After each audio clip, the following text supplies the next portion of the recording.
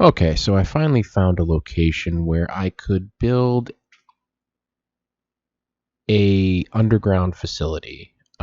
Grey Garden actually provided a tall enough cell area where I could build stuff under things, and this is the final result.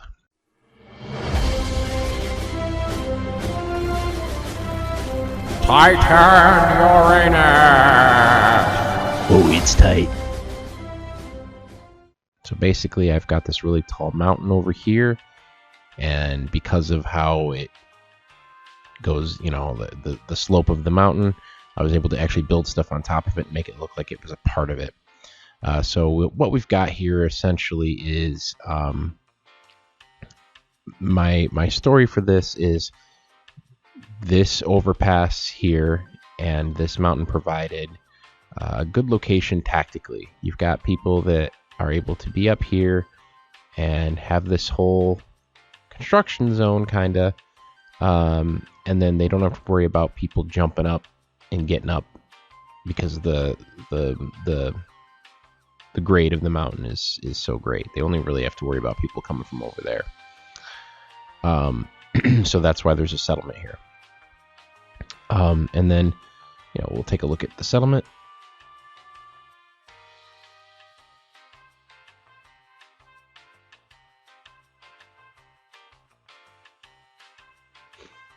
And basically, what we got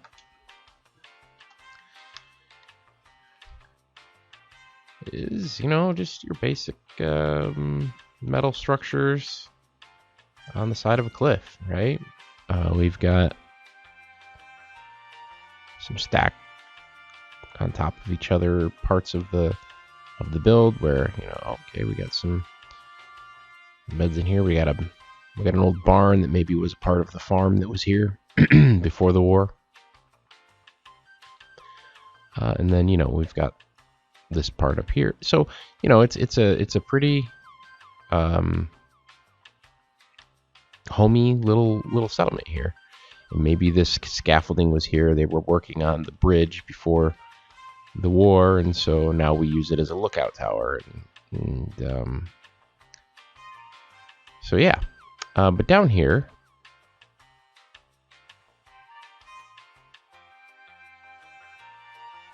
is where it starts to get interesting. So open this door, and here we go. Here's the underground facility. Come in here, store your gear, or maybe pick it up. Come in here and decontaminate. Check in with the reception, and then we'll head into the base. So this is quite a bit smaller than my last build, and it's completely a different aesthetic. I do have the the post-apocalyptic settlement on the outside because a lot of people seem to like that. But I also wanted to do an institute facility, and as we all know, the institute's pretty sterile, so not a lot of excitement in here, but it is, I feel, pretty well done in the way of the institute. So because this is a remote facility that's not necessarily as clean as the actual institute, we do have some power lines that are visible. We weren't able to actually tuck those away, but whatever. We're just a remote outpost. So here's the armory. Here's the security officer's desk. He gets to monitor who's coming in and out, as well as guard the arms. And then here's your institute lab. we're conducting field experiments on these various creatures that we found in the wastes. Then this room is going to be our power generation room. So we've got our engineer that works in here to keep power levels at optimum. And then, of course, if you want to go in and work on the reactor itself, you've got a room to do that. And then you've got these nice decontamination showers there. Then, because this is a remote facility and we are institute people, we're used to a certain quality of water, so we have to have a purification room for our water, and that's over here. And so this is where the purification engineer will work, and then here's the purification cylinder, and there's the reservoir. Now, of course, this is just my lore for this this facility. Obviously, you do not have to keep it. And then here's our way of getting back and forth to the Institute. This is like the transporter room, so you'd come in here and we'd map it out on the map, and then Zappo send you there. Now, on my build, this tree fell through, and I can't scrap it because it's apparently not in the extended scrap list. But it shouldn't be on yours, because what happened was I was building the shrubbery on top of this to cover up this facility, and then I removed the piece of grass, and then the stupid tree fell through. So on mine it's there, but on yours, if you choose to download and build this, it won't be. So yeah, it's kind of obnoxious that there are things in the world that they obviously exist, right? There's some form of code that exists that says this tree is whatever they call it in the code, shrub 84 or something like that. Well, why can't my scrap list see shrub 84 or whatever? It's whatever. Anyways, so we've got this nice little peek of the underground area, maybe an underground pond, and then here's the executive office. So all of the downstairs is kind of the work area. This is where the work gets done. Then upstairs is the living quarters. So we have a nice little lounge. Got some hangout spots and darts, and you can eat. There's a kitchen. Good stuff. And then here are the actual apartments. They're very Spartan because it's the Institute, and they all look the same. You know, nobody gets anything any different because we have advanced beyond the need for that sort of thing here in the Institute, right? And then, of course, you have to have a bathroom because we haven't advanced beyond the need to use the bathroom. So anyways, yeah, so we got four different apartments. They're all the same. They are all the same. And I did put some art on the walls because people are going to be spending a lot of time down here. And in order to avoid going nuts, we need some stuff to look at.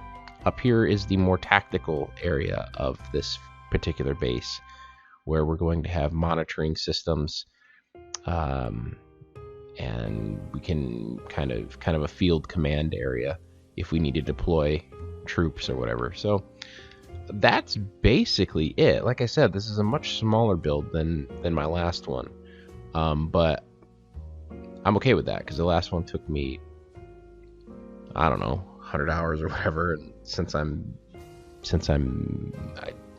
the only reason I actually had time to build this one was because I was able to take and pass my final early. So yay, go me. And so I was like, well, I'll kick out a settlement build, and here we go. But yeah, I've wanted to do an underground facility for a long time, and I think this area, if you're familiar with my work, you may have saw the drive-in one that I did where I had to build up, and it just didn't look natural because the surrounding terrain was flat. This location, which where is it? Grey Garden.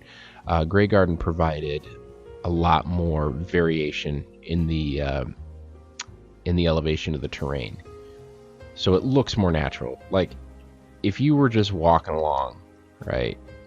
You're walking down this mountain where there's rocks sticking out of it already. So if you look over here and see this, you're not gonna think twice about it.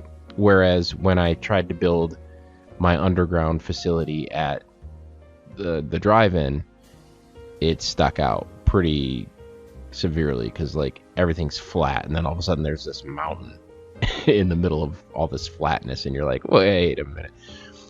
So yeah, I finally found a location that was suitable for this. Now I could very easily go into the Fallout 4 editor, right, and actually make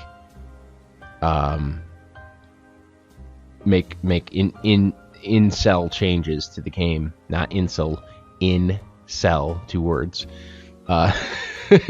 changes, and you know, you could download it as a mod that you wouldn't need the transfer settlement mod for. But what I like about doing it this way is I get to play the game while I'm building, and for me that's funner. I can use the Fallout editor. I've used it before, whatever, but it's not as fun in my opinion. I think it's funner to actually go in and build a settlement. So if you're curious why I've never released a mod that's done in the mod maker, that's why. Because it's not playing the game. It's more like my everyday job where I'm actually, I mean, there's not any coding in it or anything, unless you're making like a cheat mod. If you're just changing the landscape, it's basically a top-down view, and you can make changes to it and edit it, but it's not like playing the game. So I like playing the game. If I'm gonna build, I want to play. So yeah, if you were curious. So that's it. That's this mod, and it's gonna be available on the Nexus, on the light page. So if you are interested, go ahead and download it. But thank you so much for tuning in. Thank you so much for checking out this build with me. I do appreciate it, and I hope to see you all again next time. See you later.